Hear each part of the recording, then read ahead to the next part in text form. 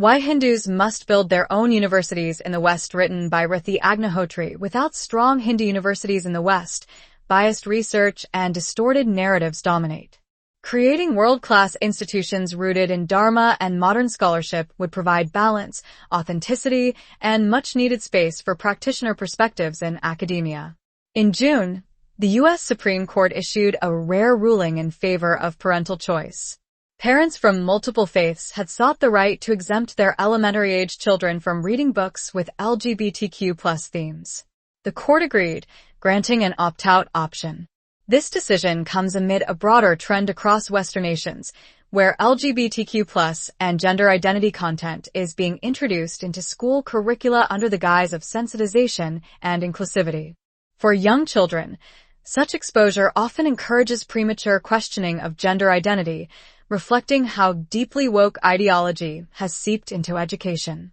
While all communities feel this impact, Hindu youth face distinctive challenges. Woke discourse creates alliances among groups claiming victimhood, with left-liberal and Islamist networks leveraging this framework to portray Hindus as oppressors. Academic theories such as critical race theory and intersectionality studies routinely place women, LGBTQ+ individuals, and Muslims under one marginalized umbrella, while amplifying caste narratives to depict Hinduism as uniquely oppressive. This has enabled Hinduphobia to spread through schools and universities. Caste sensitization workshops, biased research, and negative framing in social sciences have created an environment where Hindu identity is stigmatized. Instead of fostering cultural confidence, Hindu students are pressured to internalize stereotypes and align with struggles unrelated to their experiences. The result is alienation and cultural uprooting. Hindu youth in the West are increasingly separated from their civilizational roots, subjected to bullying and activism that vilifies their traditions. Worse, some are being groomed into reproducing anti-Hindu narratives themselves. The combination of biased curricula, peer pressure, and ideological indoctrination poses a long-term threat. A generation of Hindus in the diaspora at risk of losing both cultural pride and authentic connection to their heritage, while being co-opted into movements that undermine it further. Campus radicalism and the deracination of Hindu youth. Our platform has done extensive coverage of the dubious funding trail of Harvard and other elite universities in the U.S. Our analysis reveals a direct connection between the major funding sources of many of these universities and the alarming rise in anti-Semitism on campuses, along with the concerning rise in pro-Hamas activism, especially in rallies organized by the Students for Justice in Palestine, SJP. Following the October 7 Hamas terrorist attack on Israel, many such rallies organized across U.S. university. Campuses glorified Hamas terrorists as martyrs and even called for a globalization of terror violence, openly demanding the annihilation of the Jewish state of Israel. Campus activism, fueled by the alliance of woke, left-liberal, and radical Islamist forces, has left no community untouched. Hindu American youth are increasingly being drawn into this dangerously misleading activism, which is brainwashing them into becoming terror apologists while systematically severing their ties to their own cultural and civilizational roots. There have been many instances of Indian-origin students in the U.S. being arrested or detained for pro-Gaza activism on campus over the past 2 to 3 years, with Hindu American youth found to be involved in some of these cases. Akinthya Sivalagan, a student at Princeton University, was reportedly arrested in April 2024 after she, along with the other protesters, set up tents for an encampment in the university courtyard. Born in Coimbatore, Tamil Nadu, Akinthya was raised in Columbus, Ohio, according to media reports. In another case, Indian-American student Megha Vemuri, president of the Massachusetts Institute of Technology Class 2025, was barred from attending her own graduation ceremony after delivering a pro-Palestine speech at an official event in June 2025. Such cases raise an urgent question: why are Hindu American youth so vulnerable to woke activism on campus? The reasons are complex, involving peer pressure, academic indoctrination, lack of grounding in dharmic and cultural values, and relentless social media influence. Young Hindus in the West live in a toxic environment where they are surrounded by anti-Hindu narratives at all times. The woke ecosystem also relies heavily on trolling and public shaming to silence dissent. Without an alternate ecosystem of support, Hindu students often succumb to these pressures. The tragic case of Riddhi Patel illustrates this vulnerability. A 28-year-old Indian American, Patel was arrested in Bakersfield, California, in April 2024 for threatening to murder members of the local city council and the mayor during a pro-Palestine speech. Patel's supposedly pro-Palestine speech was laced with Hinduphobia, calling Navratri a festival of oppressors. She also invoked Mahatma Gandhi and Jesus Christ right before she threatened to murder the city council members. While the Hindu American community quickly distanced itself from her rhetoric, condemning her Hinduphobia, Patel's story is a stark warning. Though she is not representative of the average Hindu American youth, her case shows how easily young Hindus can be groomed into anti-Hindu narratives and radical ideologies, even at the cost of their futures and their families' well-being. Many Hindu parents in the West make sincere efforts to impart knowledge of Hindu values, culture, and traditions to their children. Yet many still fall prey to brainwashing in the woke-dominated academic environment. College and university. Campuses are especially hostile, and the overwhelming emphasis on personal space in Western culture prevents parents from guiding or advising their adult children too closely. This creates further distance between youth and their cultural roots.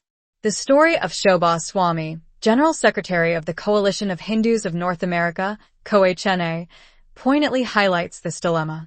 In an interview with Infinity Foundation, Shobha shared her personal experiences to explain how and why Hindu American families are being targeted by wokeism. Despite her and her husband's best efforts to inculcate Hindu values in their daughters and immerse them in Hindu culture, both drifted towards wokeism and Hinduphobia once they entered college. They stopped participating in Hindu festivities and family pujas, and after graduation, refused to accompany their mother to temples. One of Shobha's most painful discoveries was learning that one of her daughters was being trained by the virulently Hinduphobic organization Equality Labs. Academic Hinduphobia and caste narratives. Our platform has extensively covered how Hinduphobia in Western academia serves as the root source of anti-Hindu narrative that later permeates media, creative industries, social media, and the think tank ecosystem. In Breaking India, Western Interventions in Dravidian and Dalit Fault Lines, Rajiv Malhotra and Arvindan Neelkundan trace the early history of anti-Hindu scholarship, beginning with colonial Indologists who sowed the seeds of hostile discourse.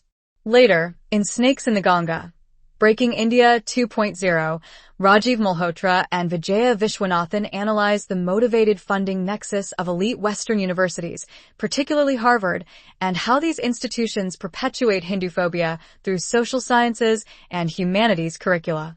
Another significant book is 10 Heads of Ravana, a critique of Hinduphobic scholars, edited by Rajiv Malhotra and Divya Reddy. This volume exposes the inherent biases and hostility towards Hindu traditions in the writings of well-known Western scholars on Indology, including Audrey Trushka, Wendy Doniger, Sheldon Pollock, and Michael Witzel. This phenomenon is not confined to Hindu studies, but pervades the broader social sciences and humanities. Hinduphobic scholarship is subtly promoted, leaving Hindu youth more exposed to hostile narratives. The most striking example is the disproportionate focus on caste. Elite Western universities frequently insert caste into areas where it is irrelevant, producing theories that distort unrelated disciplines. Consequently, Hindu youth in the West face constant pressure to feel ashamed of their identity. Persistent repetition of caste narratives frames them as inherently oppressive. This pressure is institutionalized through caste sensitization workshops that are imposed on schools and universities. These sessions single out Hindu students, branding their community as universal oppressors, thereby undermining cultural confidence and weakening ties to their civilizational identity. Caste narratives have entrenched themselves so deeply in the West that they now appear in unrelated fields like international affairs. White House trade advisor Peter Navarro's outburst against Brahmins, linking them to profiteering from India's Russian oil trade, reflects this disturbing pattern. Such remarks reveal how anti-Hindu sentiment has become fashionable not only in academia and media but also in politics and geopolitics. Fueled by wokeism, these inflammatory claims worsen hostility toward Hindus in the West, turning the diaspora into an easy scapegoat in global controversies. Why Hindus must invest in their own universities. While the Hindu community in the West has made some efforts towards creating adequate infrastructure for imparting dharmic education to its kids and youth, it hasn't quite invested in the creation of higher educational institutions that impart modern education while being rooted in a Hindu ethos. A few pioneering institutions have laid the groundwork for this. The Hindu University of America, Hindu International University, Vivekananda Yoga University, and Vedic Hindu University have sought to contextualize Hindu studies for a Western audience. They have brought practitioner perspectives into pedagogy, offering authentic courses in Sanatan Dharma and related fields. Similarly, organizations like the American Institute of Vedic Studies have played a crucial role in introducing Hindu American youth to dharmic thought and enabling Western society to access Hindu traditions from an authentic perspective. However, as important as these contributions are, they remain limited in scope. Dharmic education alone is insufficient. The overwhelming influence of woke-left liberal radical Islamist narratives on Western campuses has created a toxic intellectual environment where Hindu youth often dismiss dharmic perspectives with suspicion or ridicule. Immersed in Hinduphobic discourse, they come to see their own heritage through distorted lenses. There is a striking imbalance between the study of Hinduism in Western universities and the treatment of disciplines such as Islamic studies.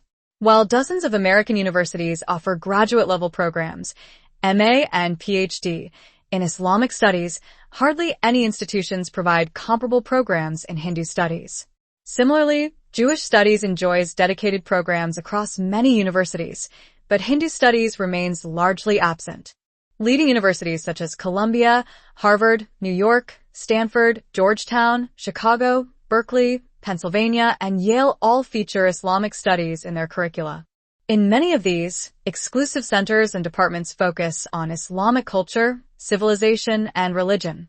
By contrast, Hinduism is often relegated to broad and imprecise categories, such as South Asian studies. Moreover, in Islamic studies, the practitioner's voice and perspective are welcomed, and the aim is often to cultivate a nuanced understanding beyond stereotypes and prejudice. Ironically, in the case of Hinduism, it is precisely the prejudiced and dogmatic lens that dominates much of the scholarship, rather than a genuine attempt at deeper understanding.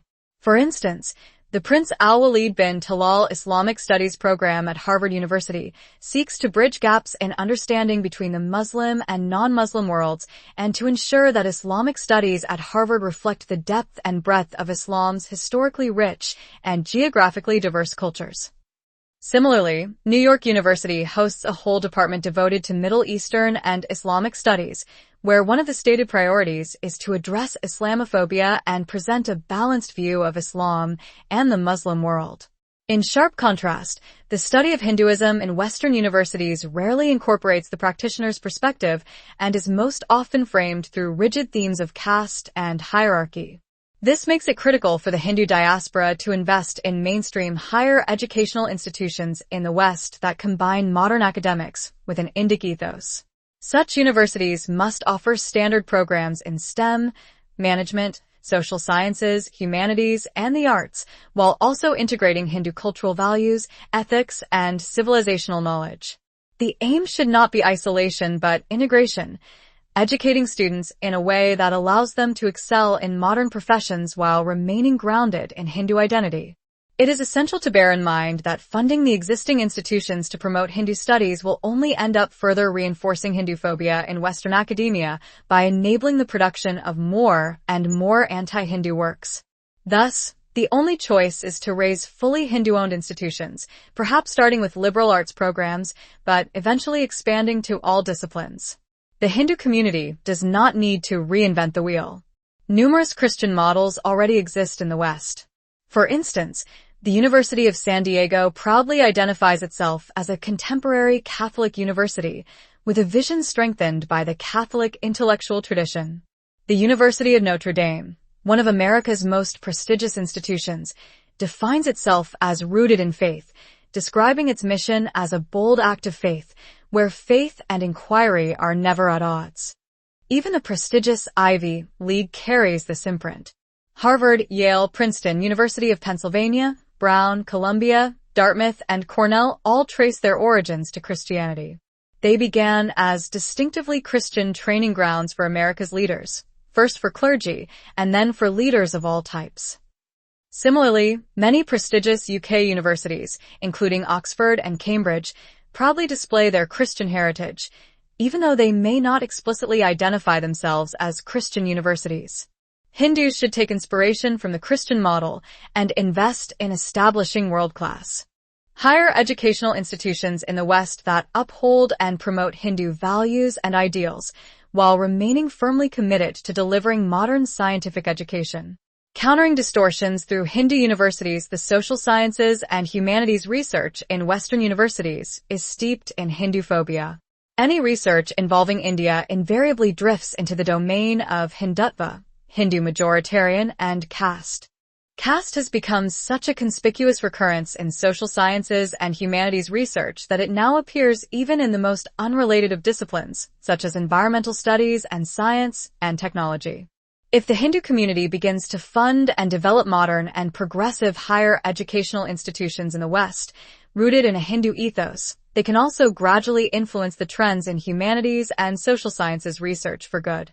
Even the creation of a handful of such institutions could help counter the entrenched Hinduphobia found in Hindu studies courses and within the wider curriculum of social sciences and humanities departments.